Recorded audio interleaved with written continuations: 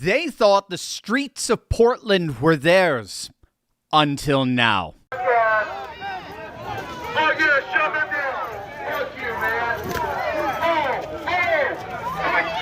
Quit shoving. You're punching. See, you are doing you punching. Leave that one down. Fuck you, man.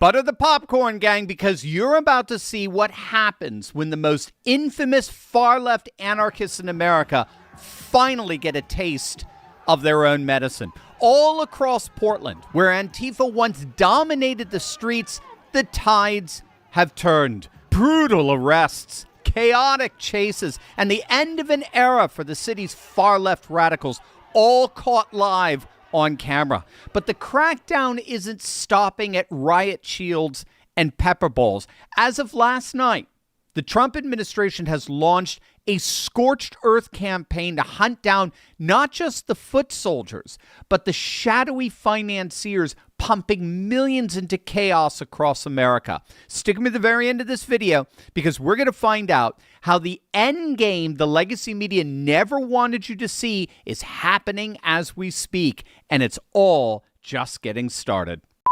Hey gang, it's me, Dr. Steve, your Patriot Professor, here to help you make sense of the madness as the far left desperately tries to stop the unstoppable rise of a new conservative age that's happening all over the world, and you are making it possible. So if you want a front row seat on how you're changing the world in ways you never even imagined, make sure to smack that bell and subscribe button. It's finally happening.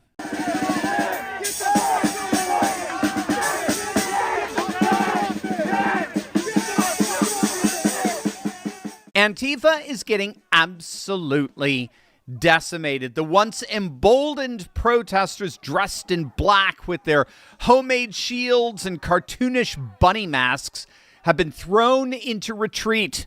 Police have adopted military precision and defensive ICE facilities all throughout Portland, sweeping city blocks, tagging targets with laser sights, moving in to arrest key agitators one by one while the crowd scatters in panic. These are the scenes that are playing out every single night of late. Each time a ringleader broke cover, the officers took him down fast. The Antifa bravado that once reigned unchallenged on the streets of Portland has been reduced to nothing but desperate shouts and the soundtrack of bodies hitting pavement. It's a spectacle for sure. Antifa, once untouchable, is now actually afraid to stay out after dark. Months ago, Portland streets were their stage. Now, they're running, scared.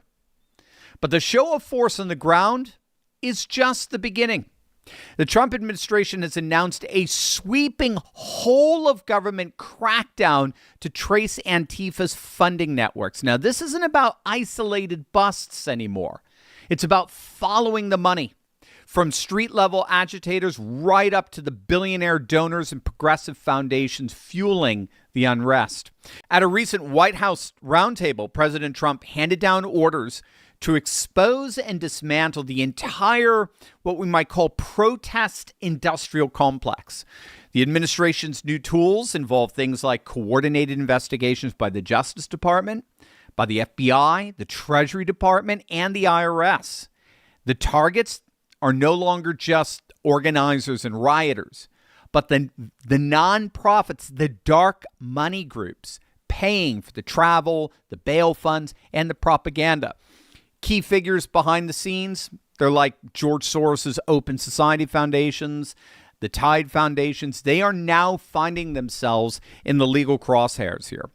The president's inner circle described Antifa as a corporate-style operation with marketing divisions, legal backup, and professional logistics, disguised as a grassroots movement.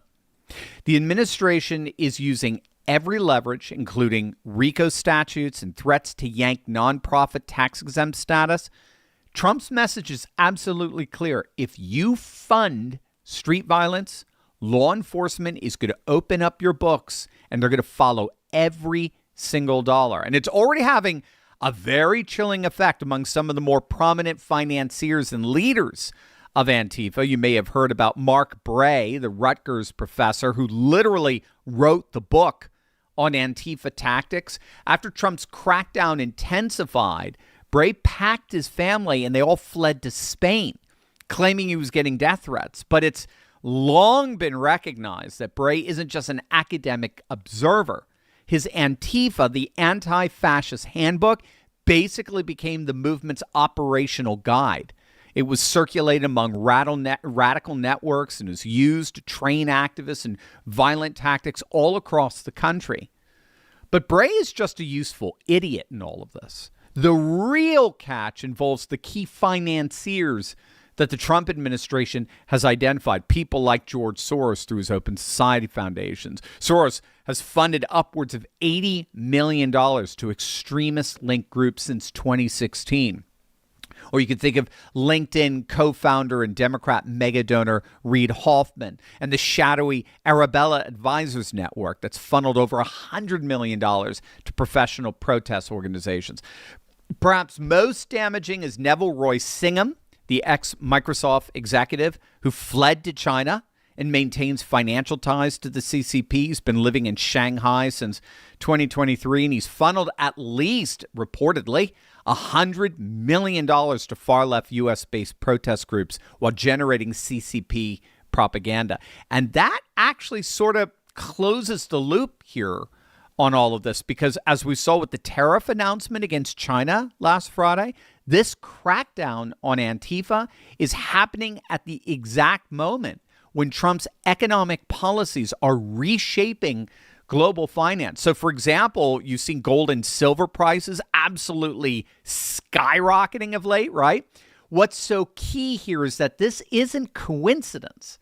It's the direct result of President Trump's pro-growth agenda, lower interest rates, strategic dollar weakening to boost American exports abroad, and policies designed to rebuild domestic manufacturing. It's no wonder Goldman Sachs actually just raised their 2026 gold outlook to $4,900 per ounce. And many analysts think they're being too conservative on that.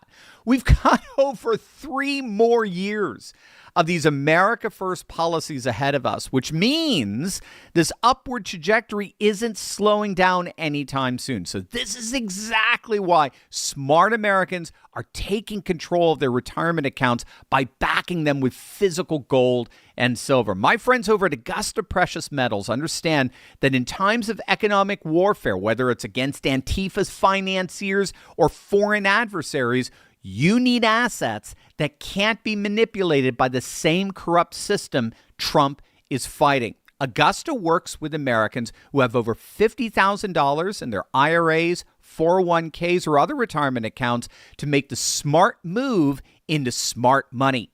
The economy is changing rapidly, but gold and silver have always been used to store wealth through good times and bad.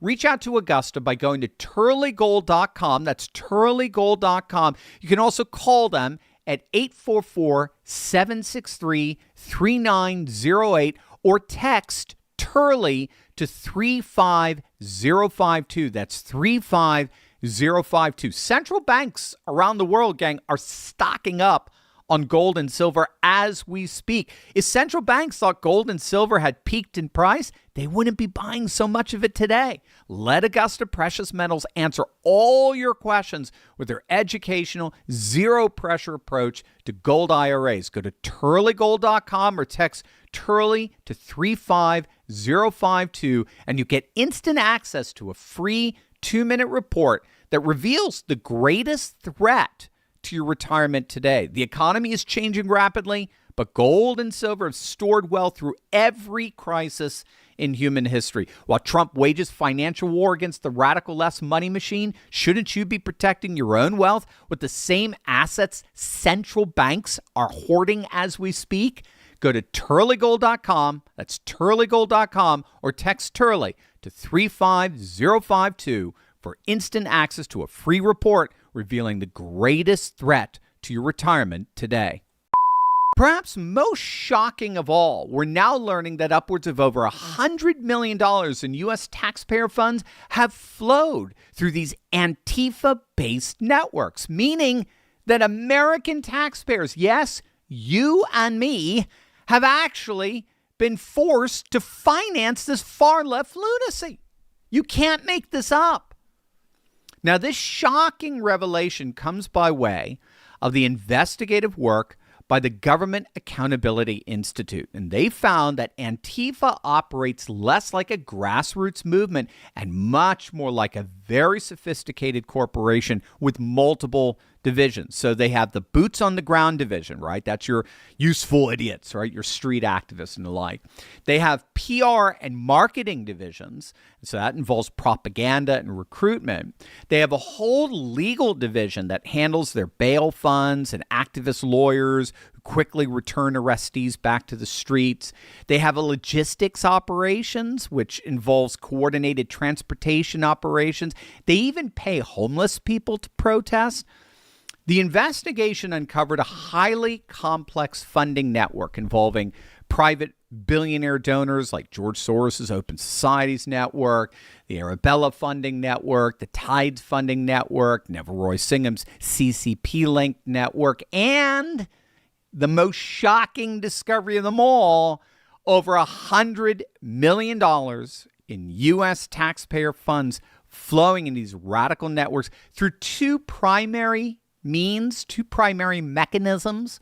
First, direct grants to radical organizations. For example, at least $4 million went directly to groups involved in violent activities. And then secondly, indirect funding through partner nonprofits. And of course, this involves government grants, foundations, NGOs that then redistribute that money to Antifa-linked groups. So yes, you and I have actually been inadvertently funding this insanity. That is before they got doged, before they all got doged and their funds suddenly dried up. In fact, it was actually Elon Musk who reviewed these findings and concluded that the actual amount of taxpayer money involved going to Antifa, he thought was way more than $100 million. It suggests that the GAI research of the Government Accountability Institute study, it may have only uncovered just the tip of the iceberg in all of this. Regardless, the Trump administration is bringing the full force of the federal government down on Antifa as we speak. The administration is now using RICO statutes, typically reserved for organized crime, while the IRS investigates revoking tax-exempt status to any nonprofit organization found supporting political violence like Antifa. I mean, this isn't just about Portland streets anymore. It's about dismantling the entire financial infrastructure that's been funneling far-left chaos for years. For ordinary citizens, this couldn't have come soon enough. But inside Antifa's own networks, dread is setting in. Safe houses uncovered, funding routes mapped, communications intercepted. The crackdown is designed to have a nationwide chilling effect, not just to shut down riots in Portland, but to dry up the resources that allow similar demonstrations to erupt elsewhere. Even Silicon Valley and left-wing legal groups know if they've provided material support, they're going down. And their days of fueling far-left violence are finally over. So what do you guys think? Is this it? Is the Trump administration the end of Antifa? Let us know in the comments section down below. And make sure to visit our good friends over at Augusta Gold. You do not want to miss out on this. Go to turleygold.com. That's turleygold.com, or text Turley to 35052 for instant access to a free report revealing the greatest threat to your retirement today. God bless.